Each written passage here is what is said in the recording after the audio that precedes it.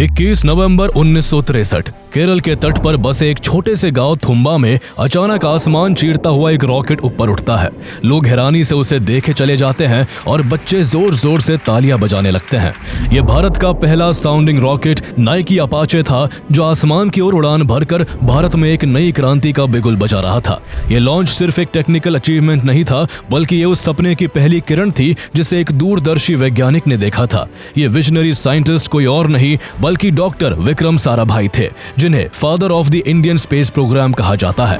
वो दौर ऐसा था जब भारत गरीबी, बेरोजगारी और इलिटरेसी से जूझ रहा था। दुनिया पूछ रही थी कि आखिर एक गरीब देश को स्पेस रिसर्च की क्या जरूरत है।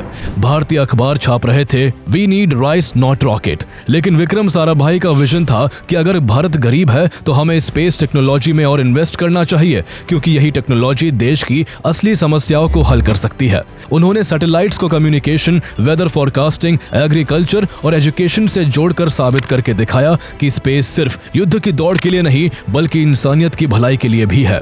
उन्होंने न केवल इसरो की नींव रखकर भारत को स्पेस प्रोग्राम में आत्मनिर्भर बनाया, बल्कि उन्होंने साइंस, रिसर्च और मैनेजमेंट के ऐसे कई प्रेस्टिजियस इंस्टीट्यूट्स बनाए जिन्होंने एक पिछड़े और कई समस्याओं से जूझ रहे इंडिया के लिए तरक्की के नए दरवाजे खोल दिए। उनमें देश प्रेम की भावना इतनी कूट कूट कर भरी थी कि उन्होंने अपनी पर्सनल वेल्थ को भी देश के विकास के कामों में लगा दिया था और इंडिया को स्पेस में स्टैब्लिश करने के लिए जीवन भर केवल ₹1 की टोकन सैलरी पर काम करना स्वीकार किया था। उनका रुतबा इतना ऊंचा था कि डॉक्टर APJ अब्दुल कलाम जैसे महान शख्स भी उन्हें अपना गुरु मानते थे।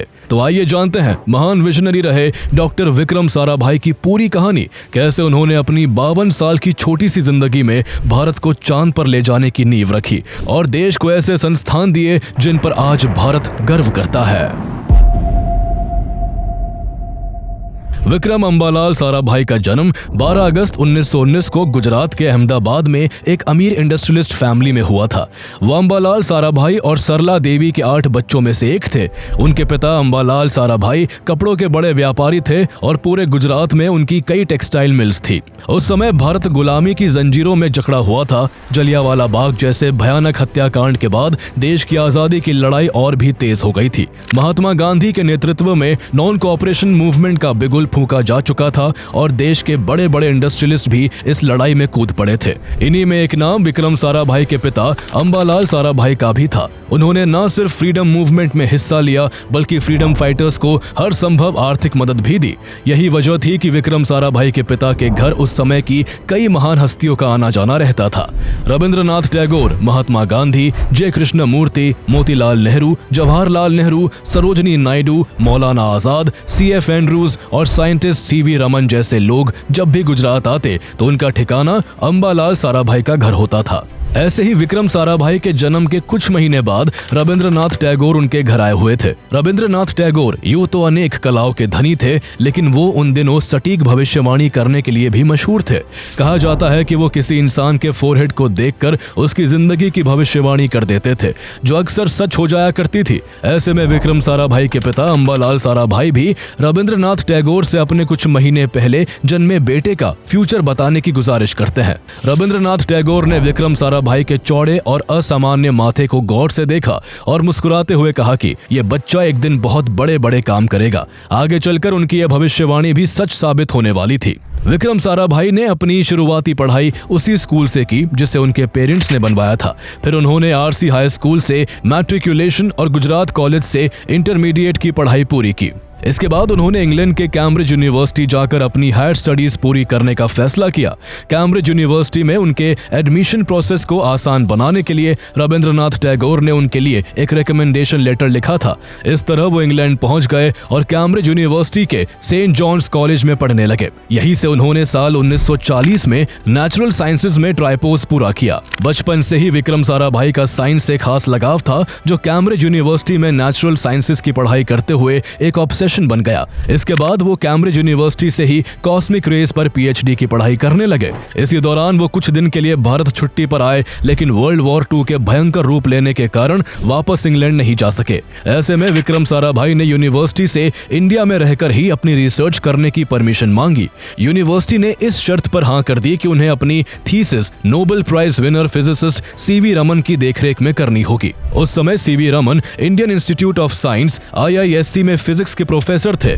ऐसे में विक्रम साराभाई वही रिसर्च करने लगे। उस समय IISc के कॉस्मिक रे डिपार्टमेंट को भारत के एक और महान फिजिसिस्ट और nuclear scientist Homi Bhabha lead कर रहे थे। ऐसे में होमी भाभा और विक्रम साराभाई का अक्सर मिलना जुलना होने लगा। चूंकि कॉस्मिक रेस दोनों का कॉमन इंटरेस्ट था, इसलिए जल्दी ही दोनों में अच्छी दोस्ती हो गई। सीवी रमन और होमी भाभा जैसे दिग्गजों की नजदीकियों ने विक्रम साराभाई को काफी निखारा और इसका नतीजा ये हुआ कि 1942 में उनका पहला scientific paper time distribution of cosmic rays proceedings of the Indian academy of sciences में पब्लिश हुआ। इसे खुद डॉक्टर सीवी रमन ने इंट्रोड्यूस करते हुए कहा, भले ही विक्रम एक रिच फैमिली से आते हैं, लेकिन ये आज यहाँ सिर्फ एक प्रिविलेज बैकग्राउंड के कारण नहीं खड़े हैं। उन्होंने अपने दम पर ओरिजिनल एक्सपेरिमेंट्स किए हैं और अपने रिसर्च के जरिए साइंस की दुनिया में कदम रखा है। मुझे पूरा विश्वास है कि इनकी प्रतिभा और डेडिकेशन एक दिन हमारे देश में साइंटिफिक ग्रोथ में महत्वपूर्ण साबित होगी। इतने महान साइंटिस्ट से इस तरह का अप्रिसिएशन मिलना अपने आप में एक बड़ी बात थी और ये उनकी प्रतिभा का दुनिया के सामने पहला परिचय था। विक्रम साराभाई एक ब्रिलियंट साइंटिस्ट होने के साथ साथ एक आशिक मिजाज और जिंदा दिल इंसान भी थे। IISc में रिसर्च के दौरान वो एक क्लासिकल डांसर मृणालिनी से प्यार करने लगे। कहा जाता है कि विक्रम साराभाई को मृणालिनी से होमी भाभा ने मिलवाया था। जहां मृणालिनी अक्सर क्लासिकल डांस में डूबी रहती थी, वहीं विक्रम साराभाई को संगीत से गहरा लगाव था। वो अपनी स्टडी के बाद खुद को हल्का रखने के लिए अक्सर संगीत सुना करते और उनके पास हमेशा सभी तरह के गानों का एक बेहतरीन कलेक्शन मौजूद रहता था।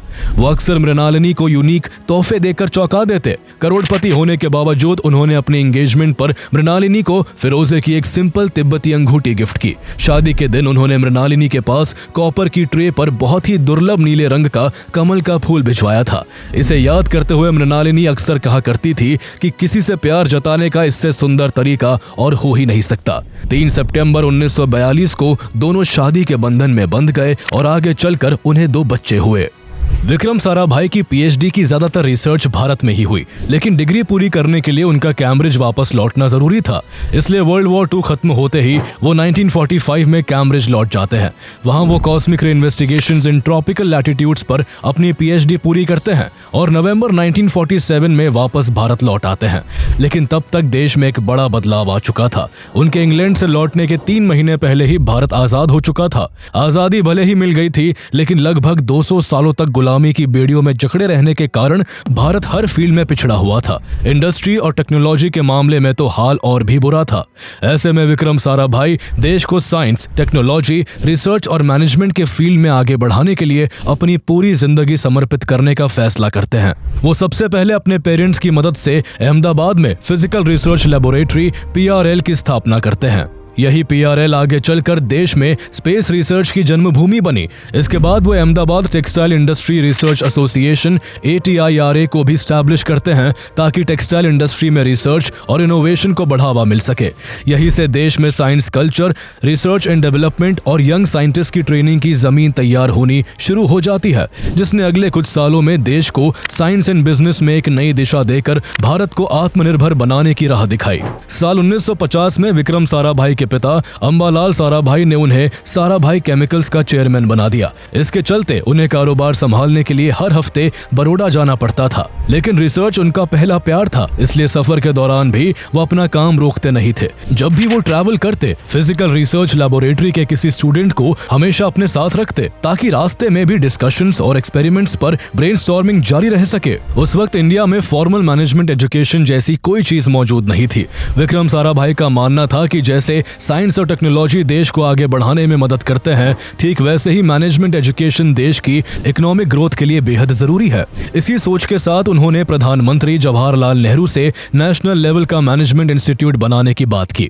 गवर्नमेंट ने 1957 में इस ओर ध्यान दिया और एक national institute of management establish करने का ऐलान किया। इसके लिए 2 कमिटीज बनाई गई जिनका काम सरकार को ये रिकमेंड करना था कि ये इंस्टीट्यूट देश के किस सिटी में बनाया जाए और इसे किस मॉडल पर चलाया जाए। 2 साल के डिटेल एनालिसिस के बाद दोनों कमिटीज ने रिकमेंड किया कि इंस्टीट्यूट मुंबई में खोला जाए और इसे फुल ऑटोनॉमी मिले। लेकिन ऑटोनॉमी के मुद्दे पर यूनियन गवर्नमेंट और महाराष्ट्र गवर्नमेंट में सहमति नहीं बन सकी। ऐसे में विक्रम साराभाई ने यूनियन गवर्नमेंट के सामने इस मैनेजमेंट इंस्टीट्यूट को अहमदाबाद में खोलने का प्रस्ताव रखा। उन्होंने गुजरात के तत्कालीन सीएम डॉक्टर जीवराज मेहता को इसके लिए जमीन देने के लिए भी मना लिया। हालांकि इस खींचतान में काफी समय बर्बाद हुआ। आखिरकार यूनियन गवर्नमेंट ने देश में एक साथ 2 IIMs खोलने का फैसला लिया, जिनमें से एक अहमदाबाद में और दूसरा कैलकाटा में खोला जाना था। इसके बाद नवंबर 1961 में IIM कैलकाटा और दिसंबर 1961 में IIM अहमदाबाद की स्टैब्लिशमेंट होती है और विक्रम साराभाई IIM अहमदाबाद के पार्ट टाइम डायरेक्टर बनाए जाते हैं। इसी दौरान विक्रम साराभाई का नाम एक और वजह से सुर्खियों में आता है। शादीशुदा होने के बावजूद उनका कई सालों से कमला चौधरी नाम की महिला से एक्स्ट्रा मैरिटल अफेयर था। इस अफेयर को उन्होंने कभी दुनिया से नहीं छिपाया, लेकिन जब इस एक्स्ट्रा मैरिटल अफेयर के काफी चर्चे होने लगे तो कमला चौधरी इस लव ट्रायंगल से तंग आने लगी। वो उस समय विक्रम साराभाई द्वारा बनाई गई ATIRA में नौकरी कर रही थी और विक्रम साराभाई से दूर जाने के लिए एक दूसरी नौकरी का ऑफर एक्सेप्ट कर दिल्ली जाना चाहती थी। लेकिन विक्रम साराभाई कमला को अपने करीब रखना चाहते थे, इसलिए उन्हें दिल्ली जाने से रोकने के लिए हर संभव कोशिश कर रहे थे। पहले उन्होंने कमला को फिजिकल रिसर्च लेबोरेटरी की डायरेक्टरशिप ऑफर की, लेकिन जब इतने पर भी कमला नहीं मानी तो उन्होंने IIM को अहमदाबाद लाने के लिए एड़ी चोटी का जोर लगा दिया। और जब अहमदाबाद में IIM स्टैब्लिश हुआ तो वो इसके पार्ट टाइम डायरेक्टर बने। वही उनके कहने पर कमला चौधरी इसकी पहली रिसर्च डायरेक्टर बनाई गई। कमला चौधरी के भतीजे सुधीर कक्कड़ ने बाद में अपनी किताब अ बुक ऑफ मेमोरी में लिखा कि विक्रम साराभाई ने IIM को अहमदाबाद लाने के लिए इतनी मशक्कत अपनी मोहब्बत कमला चौधरी के लिए ही की थी। लेकिन बाद में विक्रम साराभाई की बेटी मल्लिका ने इस बात पर सफाई देते हुए कहा कि भले ही पापा का कमला चौधरी से अफेयर था, लेकिन ये कहना कि वो सिर्फ अपने प्यार के लिए IIM को अहमदाबाद में लेकर आए, ये उनके कंट्रीब्यूशन और विजन के प्रति अन्याय होगा। तब तक अमेरिका और सोवियत यूनियन के बीच स्पेस रेस भी तेजी पर थी। सोवियत स्पुतनिक 1 और अमेरिका एक्सप्लोरर 1 के रूप में अपनी अपनी पहली सैटेलाइट स्पेस में भेज चुके थे। इसने विक्रम साराभाई को भी काफी प्रभावित किया। वो समझते थे कि स्पेस टेक्नोलॉजी भविष्य की चाबी है और भारत इसके बिना पीछे रह जाएगा। उन्होंने प्रधानमंत्री जवाहरलाल नेहरू के सामने एक विजनरी आइडिया रखकर इसे आगे बढ़ाने की परमिशन मांगी। उस समय भारत गरीबी, भुखमरी और इलिटरेसी जैसी कई चुनौतियों से जूझ रहा था। ऐसे में बहुतों ने मजाक उड़ाया कि एक गरीब देश का स्पेस रिसर्च में लगना बेवकूफी है, लेकिन विक्रम साराभाई दूरदर्शी थे और उनका मानना था कि भारत गरीब है, इसलिए उसे स्पेस टेक्नोलॉजी में और भी ज्यादा इन्वेस्ट करना चाहिए। उनका तर्क साफ था कि सैटेलाइट से कम्युनिकेशन बेहतर होगा, एजुकेशन को दूर दराज के इलाकों तक पहुंचाया जा सकेगा,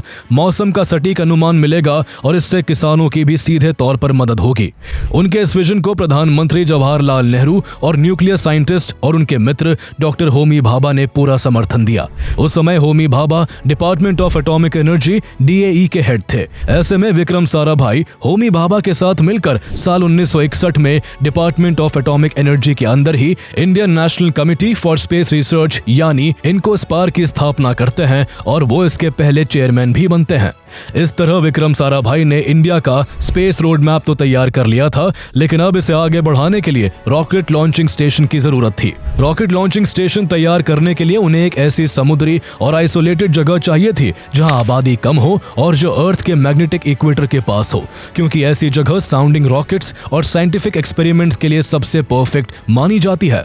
उन्होंने ये जिम्मेदारी अपने स्टूडेंट EV चिटनीस को दी। चिटनीस ने पूरे साउथ इंडिया का दौरा कर 200 जगहों की एक लिस्ट बनाई और साराभाई को सौंप दी। साराभाई ने इनमें से थिरुवट्टू और थुम्बा इन 2 लोकेशंस को सेलेक्ट किया। फिर उन्होंने होमी भाभा के साथ मिलकर इन दोनों साइट्स का अच्छे से निरीक्षण किया और अंत में रॉकेट लॉन्चिंग स्टेशन के लिए केरला के थुम्बा वाली साइट को चुना, क्योंकि थुम्बा मैग्नेटिक इक्वेटर के बिल्कुल पास लोकेटेड है और एयरपोर्ट भी इसके काफी करीब था, जिससे एक्सपेरिमेंट्स के लिए दूसरे शहरों से इक्विपमेंट लाना आसान हो जाता। साइट सेलेक्ट होने के बाद विक्रम साराभाई और होमी भाभा ने यहाँ के एक चर्च सेंट मैरी मैगडलीन को रॉकेट लॉन्चिंग स्टेशन का कंट्रोल रूम बना दिया और इसी चर्च के पादरी के घर को ऑफिस बनाया गया। इसको लेकर धार्मिक लोगों ने विवाद भी किया, लेकिन चर्च के पादरी ने खुद आगे आकर लोगों को समझाया कि ये देश के हित के लिए बहुत जरूरी काम है। लोग मान गए, लेकिन चर्च के आसपास के इलाकों में मछुआरे रहते थे और उन्हें वहां से डिस्प्लेस करना बहुत जरूरी था, क्योंकि रॉकेट लॉन्चिंग के समय जरा सी मिस्टेक उनके जीवन के लिए खतरा बन सकती थी। इसलिए उनकी जमीन के बदले थुम्बा के कलेक्टर माधवन नैयर की मदद से मछुआरों के लिए पक्के मकानों की व्यवस्था करवाई गई। इसके बाद ही वहां की जमीन रॉकेट लॉन्चिंग स्टेशन के लिए मिल पाई। लेकिन जमीन मिलना ही काफी नहीं था। अब असली चुनौती इस बैरन कोस्टल एरिया में एक अच्छा रॉकेट लॉन्चिंग स्टेशन खड़ा करना था। उस समय रिसोर्सेज की इतनी भारी कमी थी कि रेलवे स्टेशन और एयरपोर्ट पर आए इक्विपमेंट्स को साइट तक ढोने के लिए कोई ट्रक तक नहीं होता था और उन्हें साइकिल और बैलगाड़ी पर ढोकर लाना पड़ता। भले ही साधन कम थे, लेकिन विक्रम साराभाई की लीडरशिप में साइंटिस्ट का जज्बा आसमान छू रहा था। यही जज्बा आगे चलकर भारत की स्पेस जर्नी की पहचान बनने वाला था। विक्रम साराभाई ने इस काम में अमेरिका, सोवियत और कुछ यूरोपियन देशों की भी मदद ली। अमेरिका की स्पेस एजेंसी नासा और फ्रांस की स्पेस एजेंसी CNES से साउंडिंग रॉकेट्स और कुछ बेसिक इंस्ट्रूमेंट्स भारत लाए गए और आखिरकार महीनों की मेहनत के बाद 1962 में Thumba equatorial rocket launching station बनकर तैयार हो गया। 21 नवंबर 1963 को इसी स्टेशन से भारत का पहला sounding rocket Nike Apache launch हुआ। ये रॉकेट लॉन्च विक्रम साराभाई द्वारा पूरी दुनिया को दिया गया एक संदेश था कि भारत अब स्पेस की दौड़ में कदम रख चुका है और एक चर्च से उठी ये चिंगारी भारत को एक दिन स्पेस सुपर पावर बनाने वाली है। विक्रम साराभाई का हमेशा से मानना था कि साइंस केवल लैबोरेटरी तक सीमित नहीं रहनी चाहिए, बल्कि उसका समाज की बेहतरी और बच्चों के फ्यूचर को सुधारने में यूज होना चाहिए। इसी सोच के साथ उन्होंने 1960s में group for improvement of science education GISA की शुरुआत की और इसमें कई साइंटिस्ट, टीचर्स और सोशल वर्कर्स को जोड़ा। इसी बीच देश को एक बड़ा झटका लगा। उनके करीबी दोस्त और महान परमाणु वैज्ञानिक डॉक्टर होमी जहांगीर भाभा की एक विमान हादसे में मौत हो गई। होमी जहांगीर भाभा ही वो शख्स थे जिन्होंने इंडिया में न्यूक्लियर प्रोग्राम की नींव रखी थी। इंटरनेशनल साइंटिफिक कम्युनिटी में उनका स्टैचर बहुत ऊंचा था। ऐसे में उनकी जगह किसी ऐसे व्यक्ति की जरूरत थी जो न केवल साइंटिफिकली कैपेबल हो, बल्कि ग्लोबली भी इंडिया को रिप्रेजेंट कर सके। विक्रम साराभाई इस रोल के लिए परफेक्ट चॉइस थे, इसलिए मई 1966 में उनको एटॉमिक एनर्जी कमीशन का चेयरमैन बना दिया जाता है। लेकिन ध्यान देने वाली बात यह है कि विक्रम साराभाई न्यूक्लियर एनर्जी के पीसफुल यूज के पक्षधर तो थे, लेकिन इससे उन्हें न्यूक्लियर बॉम्ब डेवलप करना पूरी दुनिया को विनाश के रास्ते पर ले जाने जैसा लगता था। उनका मानना था कि हथियार के रूप में एटॉमिक बॉम्ब सिर्फ एक कागजी शेर है। कहा जाता है कि एटॉमिक एनर्जी कमीशन का चेयरमैन बनने के बाद उन्होंने सबसे पहले भारत में शुरू हुए न्यूक्लियर बॉम्ब प्रोग्राम को रोकने की तैयारी की थी। इसके अलावा न्यूक्लियर फिजिक्स से उनका दूर दूर तक कोई वास्ता नहीं था और उनका बैकग्राउंड स्पेस रिसर्च का था। इन सब कारणों से एटॉमिक एनर्जी कमीशन में पहले से मौजूद कई लोग उन्हें अपने बॉस के रूप में देखना पसंद नहीं करते थे। लेकिन विक्रम साराभाई वैज्ञानिक होने के साथ साथ बहुत अच्छे एडमिनिस्ट्रेटर भी थे। उनमें लोगों को साथ लेकर चलने और किसी भी माहौल को जल्दी अडॉप्ट करने की अद्भुत क्षमता थी। इसी वजह से वो जल्द ही एटॉमिक एनर्जी कमीशन के साइंटिस्ट से तालमेल बैठाने में सफल रहे और कुछ ही महीनों में न्यूक्लियर प्रोग्राम को पटरी पर ले आए। न्यूक्लियर प्रोग्राम की जिम्मेदारी संभालने के बाद विक्रम साराभाई ने एटॉमिक एनर्जी कमीशन के अंडर यूरेनियम माइनिंग और प्रोसेसिंग को इंस्टीट्यूशनल रूप देने पर जोर दिया। उनका मानना था कि अगर भारत अपने न्यूक्लियर फ्यूल रिसोर्सेज को सिस्टमैटिक तरीके से एक्सप्लोर करेगा, तभी देश आत्मनिर्भर बन पाएगा। इसी सोच के साथ 1967 में जदूगुड़ा में uranium corporation of India limited UCIL की स्थापना हुई। UCIL थोरियम और न्यूक्लियर फ्यूल साइकिल से जुड़ी उस लंबी योजना का हिस्सा था जिसके सहारे विक्रम साराभाई होमी भाभा के 3 स्टेज न्यूक्लियर प्रोग्राम के सपने को साकार करना चाहते थे। इतना ही नहीं, उन्होंने न्यूक्लियर फिजिक्स रिसर्च के लिए पार्टिकल एक्सेलरेटर्स की जरूरत पर भी जोर दिया और सरकार को इंडिजीनियस साइक्लोट्रॉन भी डेवलप करने के लिए कन्विंस किया। इसी के साथ भारत में वेरिएबल एनर्जी साइक्लोट्रॉन प्रोजेक्ट की नींव रखी गई। देश को इलेक्ट्रॉनिक्स के फील्ड में आत्मनिर्भर बनाने के लिए electronics corporation of India limited ECIL को स्टैब्लिश करने में विक्रम साराभाई ने बड़ा रोल निभाया। ECIL ने भारत को इंपोर्टेड टेक्नोलॉजी पर डिपेंडेंसी से निकालकर इंडिजीनियस कॉम्प्लेक्स इलेक्ट्रॉनिक प्रोडक्ट्स दिए, जिनमें देश का पहला digital computer, electronic voting machines और न्यूक्लियर पावर, डिफेंस, स्पेस और टेलीकॉम के लिए क्रूशियल इलेक्ट्रॉनिक सिस्टम्स शामिल शामिल है। आज ECIL के कारण ही इंडिया इंपोर्टेड टेक्नोलॉजी पर अपनी डिपेंडेंसी को काफी हद तक कम करने में सफल हुआ है। एक और विक्रम साराभाई न्यूक्लियर प्रोग्राम को आगे बढ़ा रहे थे, वहीं दूसरी ओर स्पेस प्रोग्राम पर भी उनका विजन उतनी ही मजबूती से काम कर रहा था। धीरे धीरे उन्हें महसूस होने लगा कि INCOSPAR department of atomic energy की एक सब ऑर्गेनाइजेशन होने की वजह से उनके बड़े स्पेस विजन को पूरा करने में केपेबल नहीं है। विक्रम साराभाई को देश के स्पेस प्रोग्राम को उड़ान देने के लिए एक इंडिपेंडेंट और फुल फ्लेजेड ऑर्गेनाइजेशन चाहिए था, जिसके पास अपना स्ट्रक्चर, बजट और लॉन्ग टर्म प्लानिंग हो। इसी इरादे के साथ 1969 में विक्रम साराभाई इनकोस्पार को डिपार्टमेंट ऑफ एटॉमिक एनर्जी से अलग करके Indian space research organisation ISRO को स्टैब्लिश करते हैं। यही इसरो आगे चलकर भारत को चांद पर लेकर जाने वाला था। विक्रम साराभाई इसरो के पहले चेयरमैन बने और उनके अंदर इस ऑर्गेनाइजेशन को सक्सेसफुल बनाने के लिए इस कदर डेडिकेशन था कि वो इसरो में काम करने के लिए मंथली मात्र ₹1 की टोकन सैलरी लेते थे। उनके लिए देश का विकास सबसे ऊपर था। वो हमेशा कहते थे, हम इसका इस्तेमाल डेवलप्ड कंट्रीज की तरह स्पेस फाइट में शामिल होने के लिए नहीं, बल्कि मानवता की सेवा में करेंगे। भारत में सैटेलाइट टीवी लाने में भी विक्रम साराभाई का बहुत बड़ा योगदान है। टेलीविजन के माध्यम से एजुकेशन को प्रमोट करने के लिए विक्रम साराभाई ने सरकार के पास सैटेलाइट टीवी के इस्तेमाल से जुड़ा एक इम्पोर्टेंट प्रपोजल भेजा था। यही आगे चलकर satellite instructional television experiment site के डेवलपमेंट का कारण बना। इसके अलावा विक्रम साराभाई ने भारत के पहले सैटेलाइट आर्यभट्ट के क्रिएशन और लॉन्च के लिए डॉक्टर उडुपी रामचंद्र राव के नेतृत्व में एक डेडिकेटेड टीम बनाकर प्रोजेक्ट आर्यभट्टा की भी शुरुआत की। विक्रम साराभाई का मानना था कि देश का विकास तभी होगा जब नए साइंटिस्ट को मौके मिलेंगे, इसलिए वो हमेशा अपने जूनियर्स को रिस्क लेने के लिए मोटिवेट करते। अगर कोई मिशन फेल होता तो पब्लिक में गलती की जिम्मेदारी खुद लेते और जब सफलता मिलती तो क्रेडिट अपनी टीम को देते। इसका सबसे बड़ा उदाहरण मिसाइल मैन ऑफ इंडिया के नाम से मशहूर डॉक्टर APJ अब्दुल कलाम थे, जिन्होंने अपनी सक्सेस का क्रेडिट विक्रम साराभाई को देते हुए उन्हें अपना गुरु बताया था। उन्होंने अपनी ऑटोबायोग्राफी विंग्स ऑफ फायर में भी विक्रम साराभाई के साथ बिताए पलों को बहुत रिस्पेक्ट के साथ शेयर किया। विक्रम साराभाई का प्रधानमंत्री इंदिरा गांधी के साथ भी बहुत खास रिश्ता था। वो उन चुनिंदा लोगों में से थे जिन्हें इंदिरा गांधी उनके पहले नाम विक्रम से पुकारती थी। जब भी इंदिरा गांधी उनके शहर आती, विक्रम साराभाई अपने हाथों से फ्रेश रोजेस का गुलदस्ता बनाकर उन्हें भेंट करते। इंदिरा गांधी भी उनका सम्मान करती थी और अक्सर उनसे देश के महत्वपूर्ण मुद्दों पर चर्चा करती रहती थी।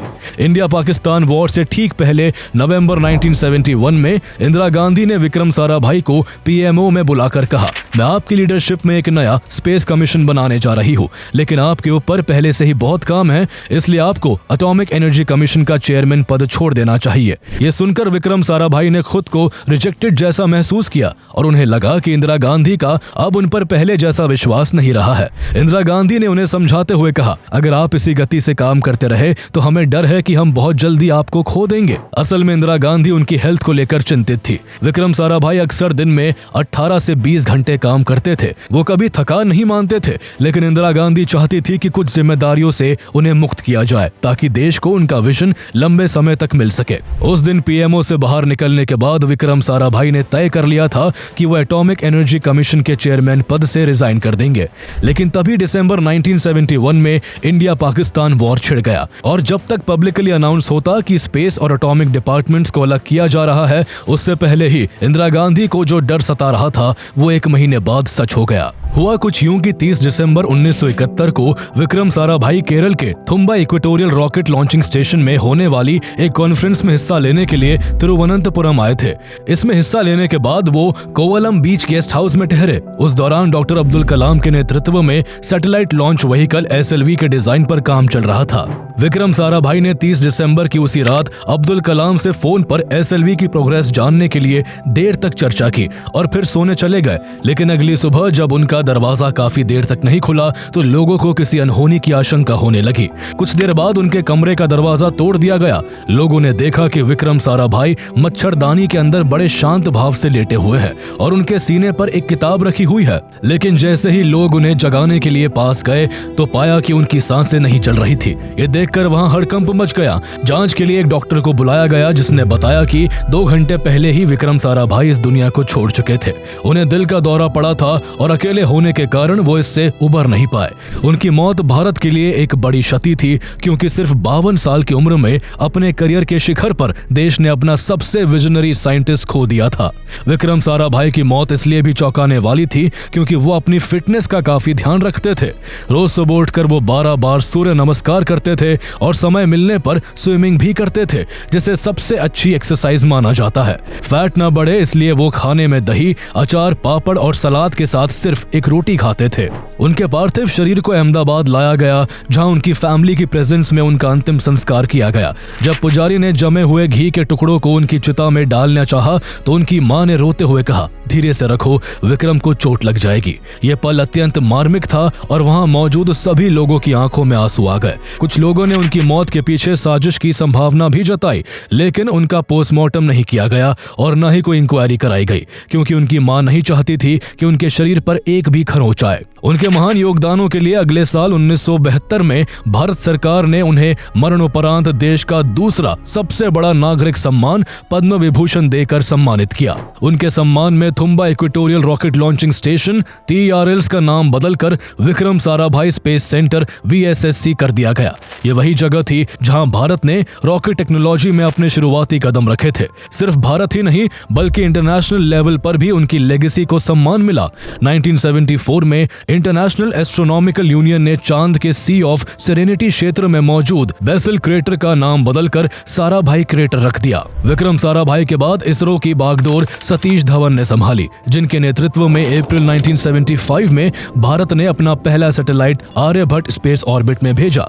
इस तरह विक्रम साराभाई द्वारा शुरू किया गया प्रोजेक्ट उनकी मौत के करीब 3 साल बाद सक्सेसफुल हुआ, जो उनके सहयोगियों द्वारा दी गई सच्ची श्रद्धांजलि थी। उनके बोए हुए बीज पेड़ बनकर तब फूलने फलने लगे जब 2008 में भारत ने पहला मून मिशन चंद्रयान 1 लॉन्च किया, जिसके जरिए भारत ने चांद पर वाटर के मॉलिक्यूल्स खोजकर वहां लाइफ की पॉसिबिलिटी को लेकर चल रही खोज को एक नई दिशा दी। इसके 5 साल बाद भारत ने मार्स ऑर्बिटर मिशन के जरिए अपने सैटेलाइट को मार्स की ऑर्बिट में पहुंचाकर इतिहास रच दिया। अपने पहले ही अटेम्प्ट में अपने सैटेलाइट को मार्स की ऑर्बिट में पहुंचाने वाला भारत दुनिया का पहला देश बन गया। इसके बाद इसरो ने चंद्रयान 2 और चंद्रयान 3 लॉन्च किया और अपने फाउंडर और पहले चेयरमैन को सम्मान देने के लिए इनके लैंडर का नाम विक्रम रखा। आज भी ये लैंडर चांद की सतह पर विक्रम साराभाई के विजन की गवाही देता है। साल 2023 में आदित्य L1 मिशन भी लॉन्च किया गया, जो अंतरिक्ष में जाकर सूर्य का अध्ययन कर रहा है। आज जब भारत के किसान सैटेलाइट डेटा की मदद से अपनी फसल बचाते हैं,